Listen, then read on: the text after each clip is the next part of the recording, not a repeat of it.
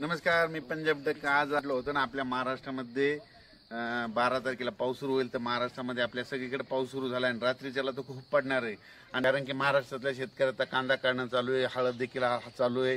म्हणून त्यांना सांगू इच्छितो की राज्यामध्ये म्हणजे हे 4-5 दिवस नाही पाऊस पडणार, तर 25 मे पर्यंत वडे नाले एक होतील असा पाऊस पडणार आहे. म्हणून ही सर्व शेतकऱ्यांनी ही बातमी लक्षात घ्यायची, कारण की राज्यात ही खूप अवकाळी पाऊस असणार आहे.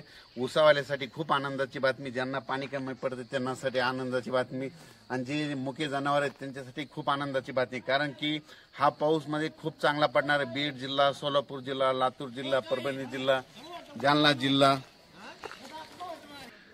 जिल्हा, लातूर जिल्हा, नांदेड जिल्हा, हिंगोली, परभणी, वाशिम, बीड, त्याच्यानंतर संभाजीनगर या खूप भागामध्ये जोरदार पडणार आहे. म्हणून हा अंदाज लक्षात घ्यायचा. म्हणजे नाशिक जिल्ह्यात, नगर जिल्ह्यात सगळीकडेच हा पाऊस पडणार आहे. म्हणजे अकोला, अमरावती, वर्धा या भागापर्यंत सगळीकडे पाऊस पडणार आहे. म्हणून हा अंदाज लक्षात घ्यायचा.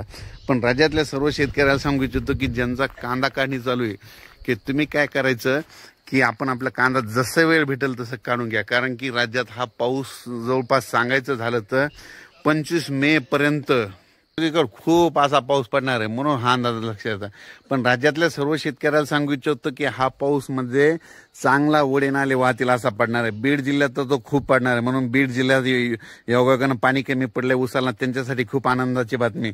त्याच्यानंतर सोलापूर जिल्हा, लातूर जिल्हा, परभणी जिल्हा, त्याच्यानंतर धाराशिव, त्याच्यानंतर सोलापूर, सातारा, सांगली, कोल्हापूर, शिरोळ, म्हणजे ह्या म्हणजे नगर जिल्हा, म्हणजे सगळीकडेच हा पाऊस चांगला म्हणजे वडे नाले वाहतील असा ह्या 25 मे पर्यंत पडणार आहे. म्हणून हा अंदाज लक्षात घ्यायचा.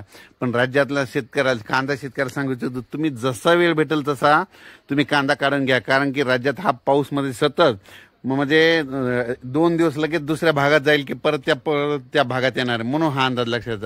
आणि राज्यातल्या सर्व शेतकऱ्याला सांगू इच्छितो की ज्यांचा आता बऱ्याच विदर्भामध्ये देखील बऱ्याच शेतकऱ्यांचा मूग देखील आलेला आहे, रिसोर्ट भागामध्ये मूग पेरलेला आहे, त्यांना सांगू इच्छितो तुम्ही काय करा, उन्हाळी मूग लवकर काढून घ्या. म्हणजे ह्या 1-2 दिवसात जशी वेळ भेटेल तसं काढून घ्या. कारण की राज्यामध्ये खूप असा म्हणजे मान्सून पूर्व पाऊस पडणार आहे. म्हणून हा अंदाज लक्षात द्यायचा. परत राज्यातल्या सर्व शेतकऱ्याला सांगतो की हा पाऊस सांगायचं झालं तर म्हणजे हे 2-3 दिवस नाही चालणार, तर कंप्लीट 12 मे पासून ते 25 मे पर्यंत दररोज 2-2 दिवस भाग बदलत सगळीकडे पडणार परत. कारण की हा पाऊस म्हणजे आतापर्यंत मे मध्ये इतका मान्सून पूर्व कधीच पाऊस पडत नाही. पण यावर्षी मे मध्ये जे मान्सून पूर्व पाऊस पडणार आहे याच्यामध्ये वडे नाले वाहणार आहेत. म्हणून हा अंदाज लक्षात घ्यायचा. अचानक वातावरणात बदल झाला तर उद्या एक लगेच मेसेज देणार आहे. धन्यवाद.